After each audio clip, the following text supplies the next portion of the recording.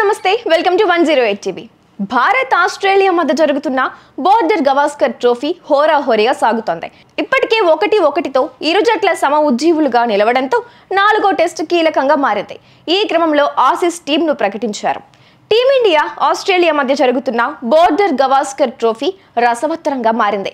ఇప్పటికే ఆతిథ్య ఆస్ట్రేలియా, పర్యాటక టీమిండియా చెరో మ్యాచ్ గెలవగా ఇంకో మ్యాచ్ డ్రాగా ముగిసింది. దీంతో 1-1తో ఇరు జట్లు సమంగా నిలిచారు. ఈ క్రమంలో మెల్బోర్న్లో జరిగే 4వ టెస్ట్ విజేతను నిర్ణయించనుంది. దీంతో ఈ మ్యాచ్ కీలకంగా మారింది. ఈ బాక్సింగ్ డే టెస్ట్లో విజయంపై ఇరు జట్లు కన్నేశాయి. తాజాగా భారత్తో తలపడనున్న బాక్సింగ్ డే టెస్ట్ కోసం ఆస్ట్రేలియా ప్లేయింగ్ 11ని ప్రకటించింది. బోర్డర్ గవాస్కర్ సిరీస్ ఫలితాన్ని నిర్ణయించే ఈ కీలక మ్యాచ్ కోసం ఆతిథ్య జట్టు 2 పెద్ద మార్పులు చేసింది. ఇప్పటికే జోష్ హాజిల్వుడ్ గాయపడటంతో అతని స్థానంలో స్కాట్ బోలాండ్ను జట్టులోకి తీసుకున్నారు. అలాగే 17 ఏళ్ల యువ ఓపెనర్ శామ్ కోంటాస్ కూడా ఓపెనర్ నాథన్ మెక్స్వీని స్థానంలో జట్టులోకి తీసుకున్నారు. శామ్ కోంటాస్ పేరు ఇటీవల కాలంలో బాగా పాపులర్ అయింది. అతి చిన్న వయసులోనే ఆస్ట్రేలియా జట్టులో చోటు దక్కించుకున్నాడు.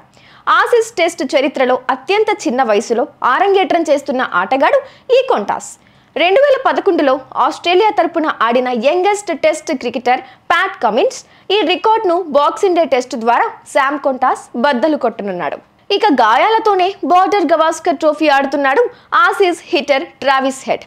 అయితే ఇటీవల జరిగిన గబ్బా టెస్ట్లో అతడు తొడ కండరాలు పట్టేయడంతో తీవ్ర ఇబ్బంది పడ్డాడు. దీంతో అతడు బాక్సింగ్ డే టెస్టుకు దూరం అవుతాడనే ప్రచారము జరుగుతుంది.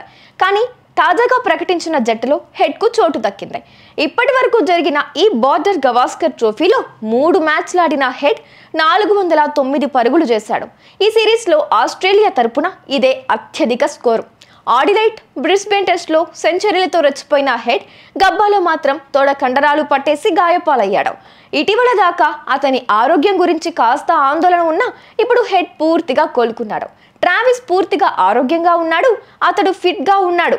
అందువల్లే బాక్సింగ్ డే టెస్ట్ ఆడబోతున్నాడు. అతని గాయం గురించి ఎలాంటి ఆందోళన లేదు అని కమిన్స్ పేర్కొన్నాడు. ట్రావిస్ హెడ్ ఇటీవల అద్భుతమైన ఫామ్లో ఉన్నాడు. ప్రత్యర్థి జట్టుపై అతడు రెచ్చిపోతున్నాడు. ముఖ్యంగా భారత బౌలర్లను సమర్థవంతంగా ఎదుర్కొంటున్నాడు. మొదటి బంతి నుంచే ప్రత్యర్థుల టీంపై ఒత్తిడిని పెంచుతున్నాడు అని కమిన్స్ అభిప్రాయపడ్డారు. అతను ఆస్ట్రేలియా జట్టులో ఉన్నందుకు చాలా ఆనందంగా ఉందన్నాడు కమిన్స్. ఆస్ట్రేలియా భారత్ల మధ్య ఇప్పటి వరకు జరిగిన మ్యాచ్లో రిజల్ట్ 1-1తో సమంగా ఉంది. ఇండియా పెర్త్లో 295 పరుగుల తేడాతో విజయం సాధించగా ఆస్ట్రేలియా ఆడిలైట్లో 10 వికెట్లతో నెగ్గింది. 3వ టెస్ట్ బ్రిస్బేన్లో వర్షం కారణంగా డ్రా అయింది.